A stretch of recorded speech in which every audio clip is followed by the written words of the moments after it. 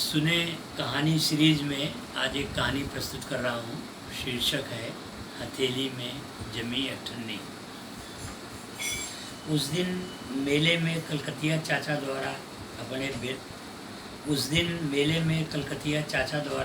अपने बड़े भाई से पूछ कर दी गई अठन्नी न तो उधार थी और न ही भेंट। वह चलो इसे भी अठन्नी दे देते हैं जैसे बेचारगी वाले भाव में दी गई थी। बस यही भाव तो उस जहन में अटक कर रह गया था।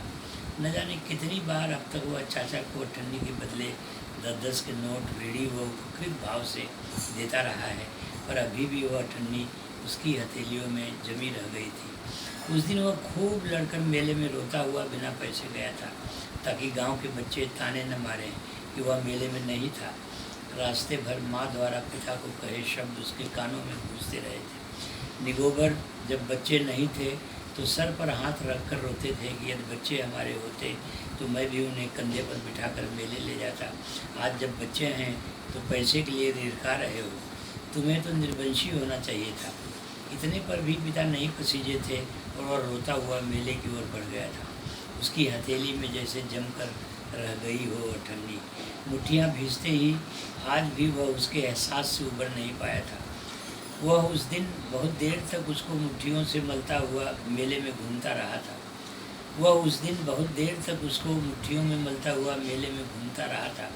बचपन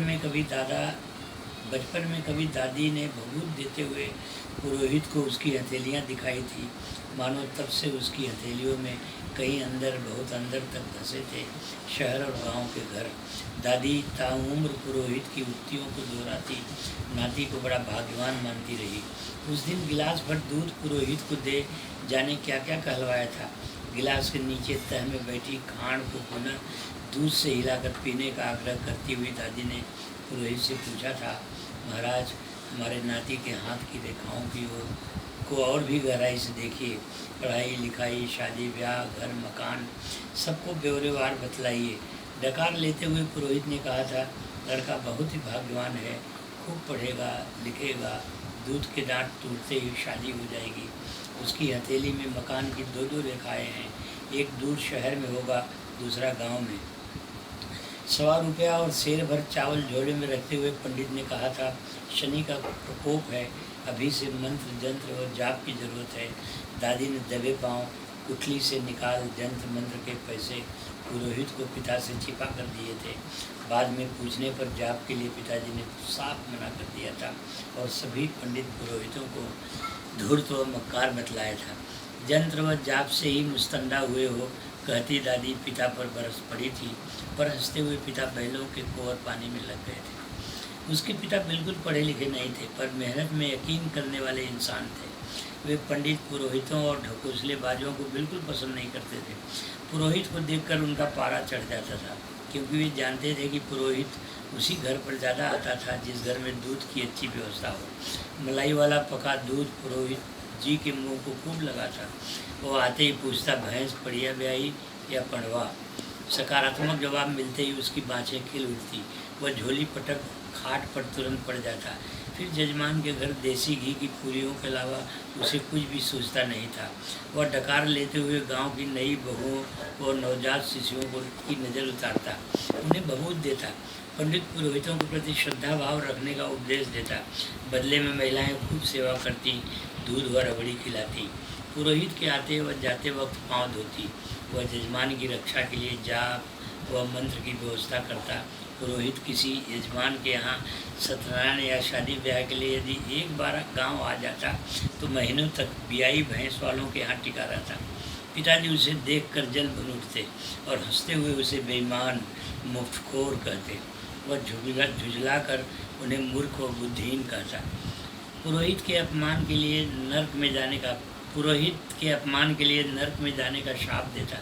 पिता हम उम्र भाव से हंसते और खेतों की ओर चले जाते। कभी कभी पुरोहित इतना झल्ला उठता कि जनेऊ पकड़ कुएं में कूदने का नाटक करता। कुछ युवा लोग कूद जाने की विनती करते तो कुछ बड़े बूढ़े उससे हाथ जोड़कर जजमान के कल्याण के लिए कुएं में न कूदने का आग्रह करते। मनाने पर पुरोहित जल्दी मान जाता था और किसी दूसरे बियाई भैंस वाले के यहाँ प्रस्थान कर देता था।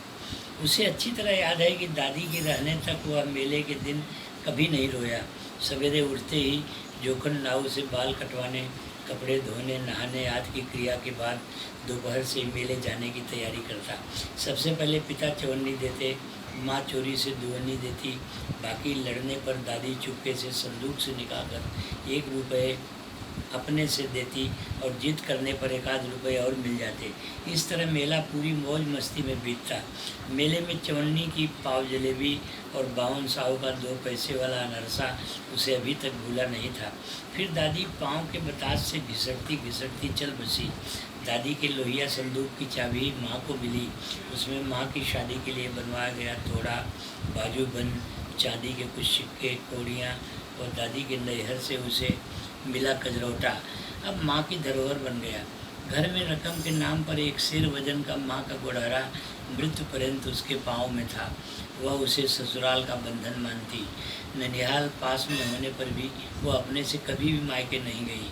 दादी के ज़माने से ही माँ रुपये पैसों के झंझट में कभी नहीं पड़ी। पिता संभालते या फिर दादी। हाँ, उसे उपहार या भेंट में मिले रुपये 2 रुपये को वह मेले तक संभाल कर जरूर रखती। मेले के दिन दादी का न होना उसे उस दिन पहली बार खला। बिना अधेले तेल फुले लगाए वह मेले में आँख पोंछते हुए गया। आज पिता को न जाने क्या हो गया था। उन्होंने तैश में आकर रोने पर भी मेला देखने के लिए 1 अधेला भी नहीं दिया। माँ लड़ती रही, गाली देती रही, यही सोचते हुए अब भी पिता शायद उसे पैसे दे दें ताकि वह मेले में जा सके। पर न जाने पिता को क्या हो गया था। पिता ने मेले के 2 दिन पूर्व ही 2 हौदा खांड नारायण तेली को दीवार पर अंगूठे के निशान लगा लगा कर बेची थी। 2 रुपये की 4 सेर के भाव से। पूरे 100 रुपये आने थे, पर नारायण साहू न जाने कहाँ मर गए थे। मेले के दिन तक गांव नहीं लौटे। पिता ने गांव के दूसरे मेलहरुओं से उसे कहलवा दिया कि मेले में नारायण साहू से मांग कर 2 रुपये ले लेगा। मेले में घूमते हुए गांव के प्राय सभी मेलहरुओं ने उससे पिता का संदेश दिया और नारायण साहू से रुपये लेने को कहा। पिता ने नारायण साहू के लिए अलग संदेशा भेजा था, पर मुट्ठी में ठंडी दबाए वह मेले में घूमता रहा और नारायण की गट्टे की दुकान से गुजरते हुए वह एक बार भी उधर नहीं झाँका, जबकि गट्टे उसी खांड वाली चीनी के बने थे जिसे उसके पिता ने मेले के लिए पैसा जुटाने की नीयत से नारायण साहू को 2 दिन पहले ही बेचे था।